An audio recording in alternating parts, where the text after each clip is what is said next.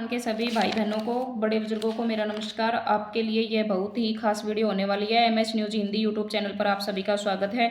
भाई और बहनों, बड़े बुजुर्गों, आप सब कैसे हो? अगर आप पेंशन धारक हैं या साथ ही आपके परिवार में कोई भी सदस्य अगर पेंशन लेता है तो यह वीडियो आपके लिए बहुत ही खास होने वाली है। इसीलिए वीडियो को अंत तक देखें। विकलांग, विधवा पेंशन या बुजुर्ग पेंशन जो भी चलती है, जो भी ले रहे हो, तो इस वीडियो में अंत तक बने रहिए, जानिए पूरी अपडेट। मई 2025 में भारत के सर्वोच्च न्यायालय में एक ऐतिहासिक निर्णय पारित किया जिसने कर्मचारी पेंशन योजना EPS 95 को नाटकीय रूप में नया रूप दिया। इस निर्णय ने न्यूनतम मासिक पेंशन को बढ़ाकर 7500 कर दिया और महंगाई के भत्ते DA को एक स्थायी सुविधा के रूप में पेश किया, जिससे सेवानिवृत्ति लोगों के लिए मुद्रास्फीति समायोजित पेंशन सुनिश्चित हुई। इस लंबे समय से प्रतीक्षित फैसले से देश भर के लगभग 78 लाख पेंशन भोगियों को लाभ मिलेगा। इस फैसले से 78 लाख पेंशन भोगियों को लाभ मिलेगा जिन्होंने सार्थक पेंशन सुधारों के लिए वर्षों तक इंतजार किया है। जिन लोगों ने वर्षों तक पेंशन का इंतजार किया है। मई 2025 में EPS 95 पेंशन बढ़ाकर 7500 की गई है सेवानिवृत्ति लोगों के लिए। इसका मतलब क्या है? EPS 95 को समझना और बेहतर सेवानिवृत्ति सहायता के लिए प्रयास है। सेवानिवृत्ति योजनाएं, सेवाएं। EPS 95 एक सामाजिक सुरक्षा पहल है जिसे कर्मचारी भविष्य निधि संगठन EPFO द्वारा 1995 में शुरू किया गया था, जिसका उद्देश्य 20 या उससे अधिक लोगों को रोजगार देने वाले निजी क्षेत्र के प्रतिष्ठानों के कर्मचारियों को सेवानिवृत्ति के बाद आय प्रदान करना है, जो समय के साथ मासिक पेंशन की अपर्याप्तता, जो अक्सर 1000 जितनी कम होती है, व्यापक चिंता पैदा कर देती है। मई 2025 में सुप्रीम कोर्ट ने क्या फैसला सुनाया? यह निर्णय EPS 95 के अंतर्गत पेंशन प्रावधानों के लंबे समय से प्रतीक्षित वृद्धि प्रदान करता है, जिसके मुख्य निर्देश भी शामिल हैं।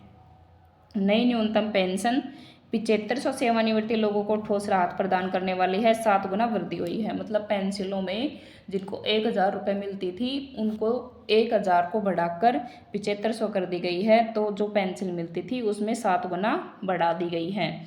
महंगाई के भत्ते का समावेश, मतलब महंगाई की बढ़ती हुई राशि को देखकर समावेश। पेंशन अब राष्ट्रीय आर्थिक संकेतों के अनुरूप मुद्रास्फीति के साथ समायोजित होगी। परिवर्तन समय सीमा EPFO को बिना किसी देरी के परिवर्तनों को लागू करने का निर्देश दिया गया है। कानूनी समापन, इस निर्णय से वर्षों से चल रही मुकदमेबाजी समाप्त हो गई है। मतलब योजना को लेके जो निर्णय पर जो मुकदमा चल रहा था वो पूरा हो गया है। सामाजिक न्याय की जीत हुई है। 2025 में विधवा पेंशन की राशि राज्य सरकार द्वारा निर्धारित की गई है। मतलब 2025 में विधवा पेंशन की राशि है वो राज्य सरकार द्वारा पूरी की गई है, निर्धारित की गई है और राज्य सरकार के अनुसार भिन्न हो सकती है। कुछ राज्यों में विधवा पेंशन की राशि 1000 से 2000 प्रति माह तक होती है, जबकि कुछ अन्य राज्यों में यह 3000 से 10000 प्रति माह तक हो सकती है। कुछ राज्यों में विधवा पेंशन की राशि में वृद्धि की घोषणा की गई है। उदाहरण के लिए दिल्ली में इसे 2500 से बढ़ाकर 3000 प्रति माह कर दी गई है।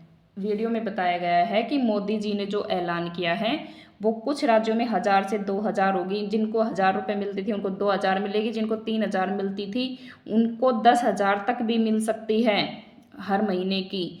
और दिल्ली में 2500 2500 मिलती थी, उसको बढ़ा करके 3000 रुपये पर मंथ कर दिया गया है। राजस्थान में देख लेते हैं।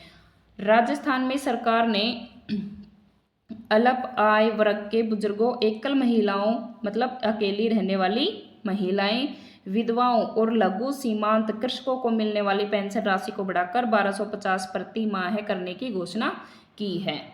राजस्थान में पेंशन 1250 कर दी गई है। दिल्ली सरकार ने विधवा निराश्रित पति द्वारा छोड़ दी गई महिलाओं के लिए पेंशन स्कीम के तहत पेंशन राशि को 2500 से बढ़ाकर 3000 प्रति माह करने की घोषणा की है। कुछ अन्य राज्यों में विधवा पेंशन की राशि में वृद्धि की घोषणा की गई है, लेकिन सटीक राशि अभी राज्य सरकारों द्वारा तय की जानी है।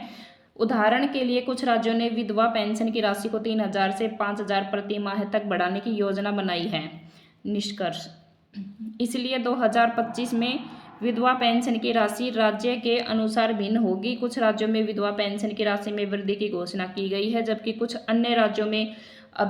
राज्यों में विधवा पेंशन है उसकी घोषणा बढ़ने की घोषणा की गई है, जबकि अन्य राज्यों में विधवा पेंशन की राशि में वृद्धि योजना बनाई गई है, अभी घोषणा नहीं की गई है। यदि आप राजस्थान या दिल्ली में रहते हैं तो आप क्रमशः 1250 और 3000 प्रति माह विधवा पेंशन प्राप्त कर सकते हैं। अगर आप राजस्थान से हैं या दिल्ली से हैं तो आपकी पेंसिल को 1250 से लेके 3000 के बीच के प्रति महीने कर दी गई है।